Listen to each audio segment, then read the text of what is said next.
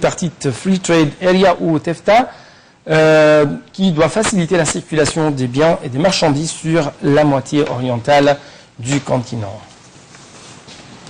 Donc je crois que nous avons actuellement une rencontre, une interview très importante à accorder de la part du monsieur le Premier ministre du Togo, monsieur Kolmi Seleum Klassou, avec notre envoyé spécial Nohala à partir du sommet africain tenu actuellement au Sharm el-Sheikh.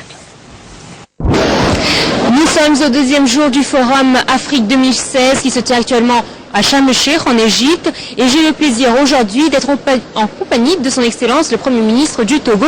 Bonjour. Bonjour madame. Alors, tout d'abord, merci d'avoir répondu à notre invitation. Aujourd'hui, si on devait commencer à parler des relations bilatérales entre le Togo et l'Égypte, comment vous les décrirez? Les relations entre l'Égypte et le Togo sont de très très bonnes relations, d'autant plus que au mois d'août dernier, au moment de l'inauguration de l'extension du canal de Suez, le président de la République togolaise, son Excellence M. Faure Gnassingbé, était venu assister. Et au cours de ces manifestations, des liens de coopération ont été signés dans un certain nombre de domaines. Également, au mois de novembre de 2015, le Togo, qui chaque année organise des foires internationales, et cette année, enfin l'année 2015, c'est l'Égypte qui était l'invité d'honneur. Ce qui veut dire que la coopération entre le Togo et l'Égypte se situe à différents niveaux, tant dans le domaine public qu'au niveau des investisseurs privés. Et donc, en venant participer au nom du chef de l'État togolais à ce forum d'investissement et d'affaires Africa 2016, le Togo voudra confirmer sa détermination à coopérer avec tous les États du continent africain et particulièrement avec l'Égypte qui a une longue expérience.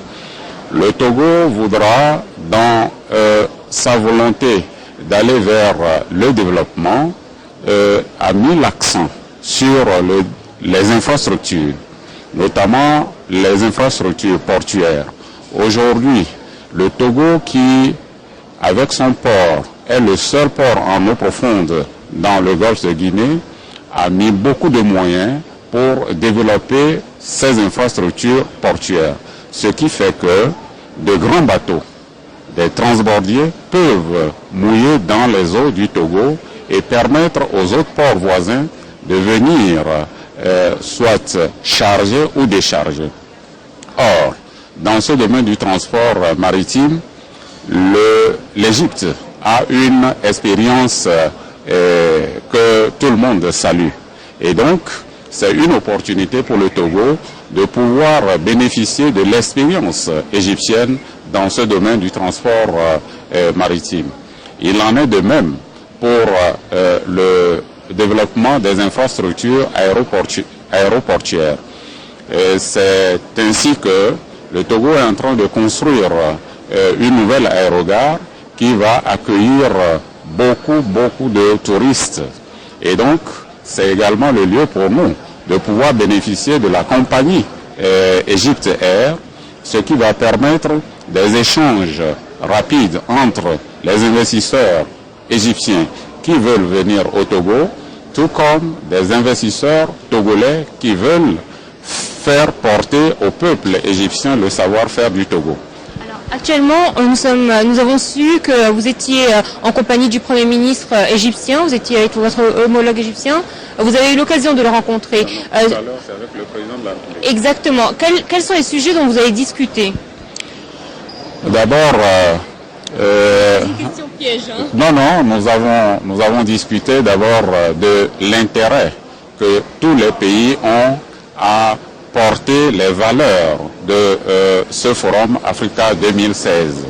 Et donc, j'ai donné tout à l'heure quelques éléments, notamment ce que le Togo peut bénéficier en termes d'opportunités et ce que les autres pays également peuvent venir faire au Togo avec les moyens de développement que nous mettons en place au niveau du port, au niveau de l'aéroport, au niveau même du transport routier, et donc les opportunités dans le domaine des affaires.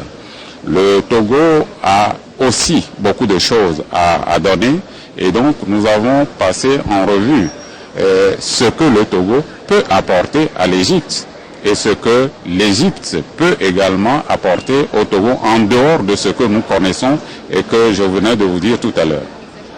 Justement, vous étiez en train de parler des voies maritimes et des ports maritimes. Est-ce que pour vous, un projet comme le canal de Suez, le Togo peut en bénéficier? Bien sûr. Le Togo, ce n'est pas peu, mais le Togo doit en bénéficier puisque je venais de dire que le Togo, de par sa position géographique, est le seul port en eau profonde dans le golfe de Guinée. Et tenant compte de cette opportunité naturelle, le président de la République a fait investir énormément dans le développement de ce port. Ce qui fait qu'aujourd'hui, le port autonome de Lomé est le seul dans le golfe de Guinée capable de recevoir de très grands bateaux, notamment des transbordiers, et ce qui va faire du Togo un hub. Nous allons devenir un hub au plan portuaire et pourquoi pas aéroportuaire. Et donc, pour ce qui concerne le canal de Suez, vu la longue expérience de l'Égypte en la matière, le Togo attend de bénéficier de l'expérience de l'Égypte. Et à quand une ambassade togolaise en Égypte? C'est justement un point important. Je crois que très rapidement et très prochainement, le président de la République togolaise, son Excellence M. Faure Gnassingbé, effectuera une visite ici en Égypte et donc je pense que la question que vous venez de poser feront l'objet des préoccupations pour que effectivement nous ayons une ambassade ici pour renforcer la coopération entre le Togo et l'Égypte. En tout cas, vous êtes toujours le bienvenu, Monsieur le Premier ministre, et nous souhaitons, nous également, qu'il y ait une ambassade et un ambassadeur qui représente votre beau pays. Merci à vous, Monsieur le Premier ministre. C'est nous qui vous remercions, les médias aussi, pour tout le travail que vous faites. Encore une fois, merci. Merci à vous. Merci, Monsieur le Premier ministre. Donc, ensemble, unis, la main dans la main, nous, en tant que des Africains, nous pouvons réaliser et accomplir de nouveaux projets très importants et très profitables pour le continent africain tout entier. Et donc, ce sont les conclusions qu'on vient de vous proposer à partir de cette interview effectuée par Noir Alain et accordée exclusivement à un TV international de la part de ce Premier ministre togolais, Monsieur Kolomi Seloum Klassou. Donc des déclarations très importantes, premièrement, des déclarations très importantes, premièrement, et les autres frères africains essaient toujours de profiter de la longue expérience maritime dont dispose actuellement l'Égypte, même après les derniers projets au sein du canal de Suez. D'autre part, on trouve que à partir de ce forum intitulé Africa 2016, nous pouvons dire que les Africains essaient toujours d'affirmer les bonnes relations distinguées avec leurs frères égyptiens. Donc nous sommes dans cette logique de situation gagnant-gagnant entre l'Égypte et les autres frères africains. Et c'est pourquoi permettez-moi de prendre 7 coups d'appel de notre analyste politique, de notre analyste avec plus de précision, de notre expert dans le monde de sécurité, monsieur le général qui va nous parler dans les prochaines minutes de la relation entre les Africains et les Égyptiens unis. Nous pouvons accomplir sur le terrain de bons accomplissements. Donc, monsieur le général, bonjour. Bonjour, Bonjour, monsieur Ali. Bonjour, monsieur. Je sais que vous êtes un spécialiste dans les affaires africaines. Vous avez passé de longues années au sein de l'Afrique. Donc, ma première question porte sur ce point. Les défis sécuritaires entravent toujours la coopération interafricaine. Vous avez des lectures, je crois. Vous voyez, d'abord, c'est une félicitation au niveau de l'Égypte et des Africains aussi d'avoir fait ce genre de coopération que nous avons demandé il y a plusieurs mois ou plusieurs années. Parce que l'Égypte a abandonné l'Afrique il y a longtemps. Et je me rappelle, lorsque j'étais en mission en l'Est de l'Afrique, que j'ai posé la question à monsieur l'ambassadeur, pourquoi il n'y a pas un vol direct Égypte-Air entre le Caire et le pays où nous étions.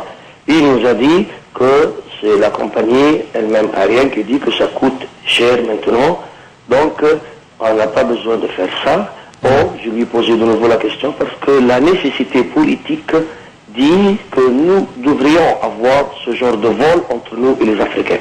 Donc, en départ de ce point, je vous dis que la coopération Afrique-Afrique ou Égypte-Afrique, c'est très intéressant, même si ça nous coûte cher ou autre, parce que vous venez de voir maintenant le Premier ministre togolais, son Excellence, il a dit qu'il y a plusieurs sortes de coopération d'investisseurs égyptiens ou togolais, au niveau aussi maritime et au niveau aussi de l'aérogare construit et les marchandises, soit exportation ou importation. Ça veut dire aussi que la plupart des pays africains, nous sommes en grand contact et nous avons besoin d'en profiter entre nous deux, c'est-à-dire les Égyptiens et les Africains, puisque nous sommes tous les mêmes. En partir aussi de ce point, je peux vous dire que si la situation économique entre les Africains sera bien établie, donc la situation sécuritaire, c'est votre question, ça va être aussi meilleur, parce que s'il y a une sorte d'investissement ou d'économie bilatérale entre les pays africains, ça veut dire aussi que le niveau de la vie quotidienne des Africains va améliorer, ce qui va causer aussi de plus en plus intéressant concernant la situation sécuritaire, c'est-à-dire ce sont les peuples eux-mêmes qui vont protéger leur propre intérêt, leur pays, parce qu'ils ont besoin de ça, parce qu'ils sont devenus de plus en plus améliorés du point de vue économiquement ou financièrement. C'est ça la question qui fait alliance entre l'économie et la sécurité, les deux ensemble. Oui. Est-ce que, en tant que des Africains, nous devons apprendre d'importantes leçons données de la part des Occidentaux, notamment en ce qui concerne cette question de Brexit. Par exemple, David Cameron, après des discussions avec les responsables de l'Union européenne, David Cameron va tenter de convaincre les Britanniques d'éviter un Brexit en juin. Selon lui, au lendemain de l'accord arraché à ses homologues européens, ce dirigeant britannique a réitéré que le Royaume-Uni, je cite, sera